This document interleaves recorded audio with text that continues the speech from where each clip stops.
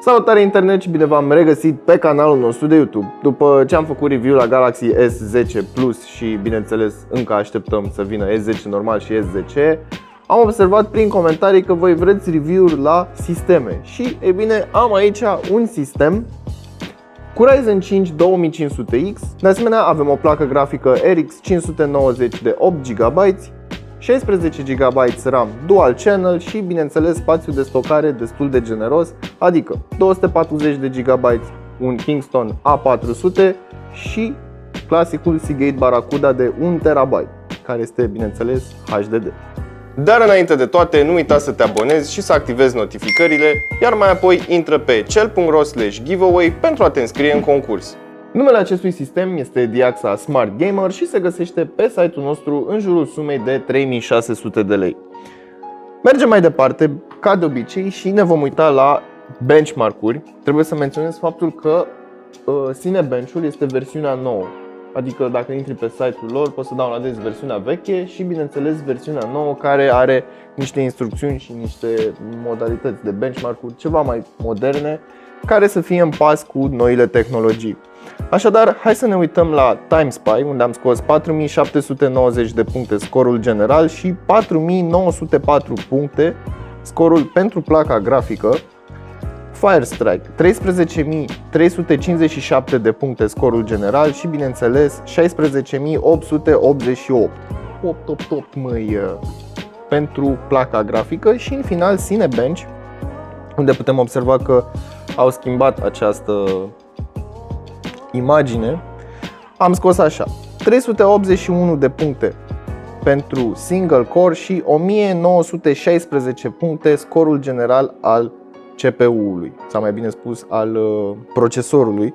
Mi se pare foarte interesant, nu știu exact dacă este updatat acest șablon de aici, sau mai bine spus acest tabel, dar AMD Ryzen 5 2500X Quad Core a scos 381 de puncte și este cu un pas mai jos de AMD Threadripper 1950, care a scos 400 de puncte. De asemenea, am menționat și mai devreme, răcirea acestui sistem este stock. Chiar și cu răcirea stock și cu acel cooler pe care îl găsim în cutia de la AMD, s-a descurcat destul de bine acest sistem și hai să ne jucăm, ce să mai stăm așa.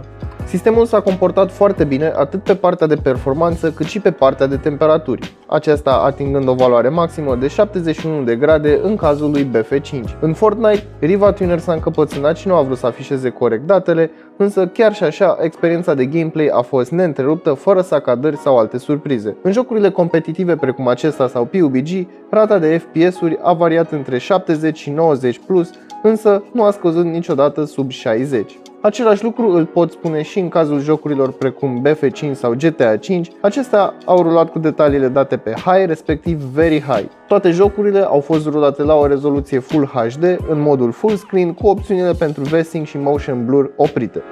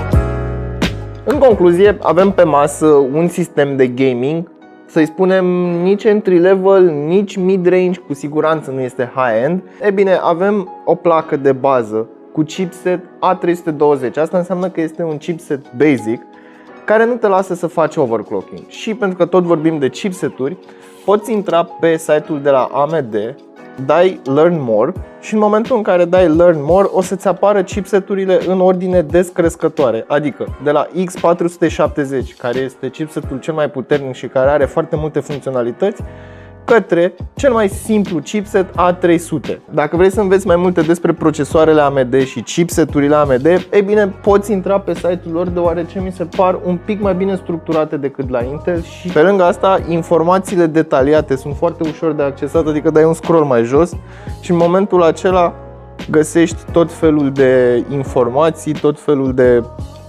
compatibilități și așa mai departe. Este un sistem de gaming foarte flexibil, este un sistem de gaming care este în stare să ruleze pe rezoluție Full HD la detalii maxime jocurile grele, sau mai bine spus jocurile foarte heavy pentru un sistem cum ar fi GTA 5, cum ar fi Battlefield 5 și cu siguranță poate să ruleze și Witcher 3 și mai știu eu ce alte nebunii de genul acesta. Așadar, o să ai un sistem pe care îl poți folosi cel puțin 2 ani sau 3 ani de zile.